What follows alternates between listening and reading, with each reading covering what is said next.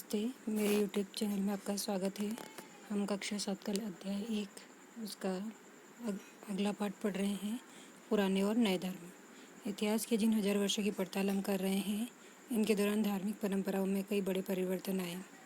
मतलब इतिहास में जिन हम हजार वर्षों की खोजबीन कर रहे हैं, इनके दौरान सबसे ज़्यादा परिवर्तन किस में आए? धार्मिक परंपराओं में। दैविक तत्व में लोगों की आस्था कभी कभी बिल्कुल ही व्यक्तिगत स्तर पर होती थी, मगर आमतौर पर इस आस्था का स्वरूप सामूहिक होता था। मतलब जो दैविक तत्व थे ना, उनमें लोगों की आस्था कभी कभी बिल्कुल ही वो व्यक्तिगत पर्सनली करते थे, मगर आमतौर पर इस आस्था का स्वरूप सामूहिक होता था। लेकिन वो आस्था जो है सामूहिक दिखाई देती थी। किसी दैविक तत्व में सामूहिक आस्था यानी धर्म प्राय स्थानीय समुदाय के सामाजिक और आर्थिक संगठन से संबंधित होती थी। मतलब किसी दैविक तत्व में सामूहिक जो आस्था होती थी या धर्म, वो स्थानीय समुदाय के जो सामाजिक और आर्थिक संगठन होता था उनसे संबंधित होती थी।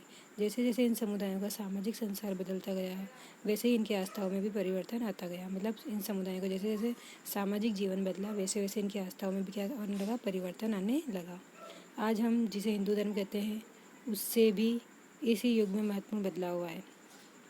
इन परिवर्तनों में से कुछ थे: नई देवी देवताओं की पूजा, राजाओं द्वारा मंदिरों का निर्माण और समाज में पुरोहितों के रूप में ब्राह्मणों का बढ़ता महत्व तथा बढ़ती सत्ता आदि। मतलब क्या हुआ? नए नए देवी देवता की पूजा होने लगी, राजाओं ने बहुत सारे मंदिरों का निर्माण करा दिया और समाज में पुरोहित पंडितों के रूप में ब्राह्मणों का भी महत्व बढ़ने लगा, उनका अधिकार बढ़ने लगा। संस्कृत ग्रंथों के ज्ञान के कारण समाज में ब्राह्मणों का बड़ा आदर होता था। इनके संरक्षक थे नए नए शासक जो स्वयं प्रतिष्ठा की चाह में थे। इन संरक्षकों को समर्थन होने के कारण समाज में इनका दबदबा और भी बढ़ गया था। संस्कृत ग्रंथों के ज्ञान के कारण, संस्कृत ब्राह्मण जो थे ना, उनको संस्कृत ग्रंथ का बहुत अच्छे से ज्ञान था, तो उनका बहुत आदर करते थे लोग। इनके इनके संरक्षक थे नए नए शासक, और जो नए नए राजा बन रहे थे वो उनका नाम रोशन हो, इस कारण वो क्या कर रहे थे? इन संस्कृत ग्रंथों की रक्षा कर रहे थे ताकि उनका नाम रोशन हो। संरक्षक कौन होते हैं? कोई प्रभावशाली धनी व्यक्ति जो किसी कलाकार, शिल्पकार, विद्वान या अभिजात जैसे किसी अन्य व्यक्ति की मदद या सहारा दे।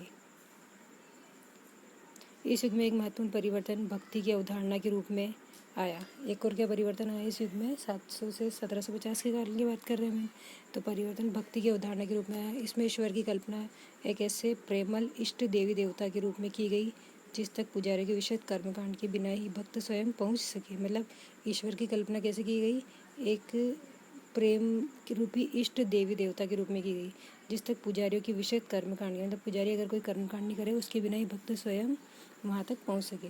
इस विषय में और साथ ही दूसरी परंपराओं के बारे में आपको अध्याय 8 में जानकारी मिलेगी। यही वह युग था जिसमें इस महाद्वीप में नए नए धर्मों का भी आगमन हुआ।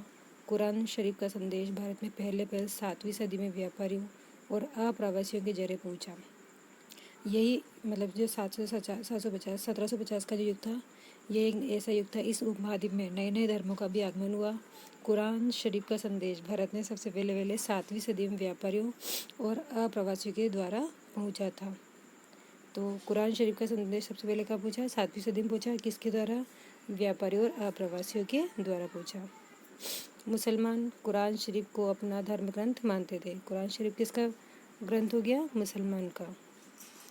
केवल ईश्वर अल्लाह की सत्ता को स्वीकार करते हैं, जिसका प्रेम, करुणा और उदारता अपने में आस्था रखने वाले हर व्यक्ति को गले लगाता है, चाहे उस व्यक्ति की सामाजिक पृष्ठभूमि कुछ भी रही हो। ये क्या बोलते थे? केवल एक ईश्वर ही है जो अल्लाह की सत्ता को स्वीकार। तो मुसलमान जो थे वो केवल क्या करते थे? एक ईश्वर, सिर्फ अल्लाह की सत्ता को स्वीकार करते थे, जिसका प्रेम, करुणा और उदारता अपने में आस्था रखने वाले हर व्यक्ति को गले लगाता है, चाहे उस व्यक्ति की सामाजिक पृष्ठभूमि कुछ भी रहे। कोई भी व्यक्ति अगर प्रेम से, करुणा से, दया से अगर भगवान में आस्था रखता है, अल्लाह में आस्था रखता है, तो उसको जो अल्लाह है गले लगाता है, चाहे उस व्यक्ति की सामाजिक पृष्ठभूमि कुछ भी रही हो। कई शासक इस्लाम और अनेक विद्वान धर्मशास्त्रियों और न्याय शास्त्रियों अर्थात उलेमा को संरक्षण देते थे। उलेमा, ये उलेमा क्या होता है?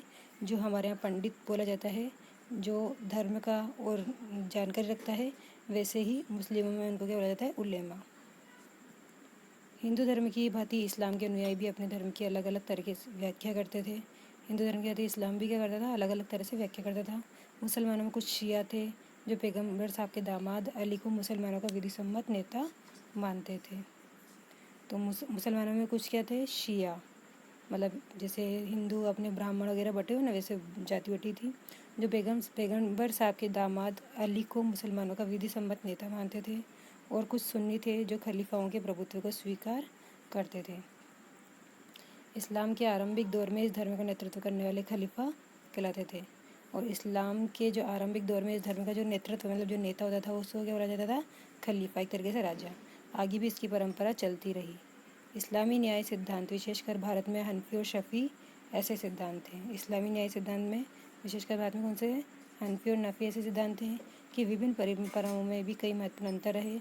ऐसे ही धर्म सिद्धांतों तथा रहस्यवादी विचारों को लेकर विभिन्नताएं देखने को मिलती है। अब हम कल पढ़ेंगे समय और इतिहास के कालखंडों पर विचार। धन्यवाद।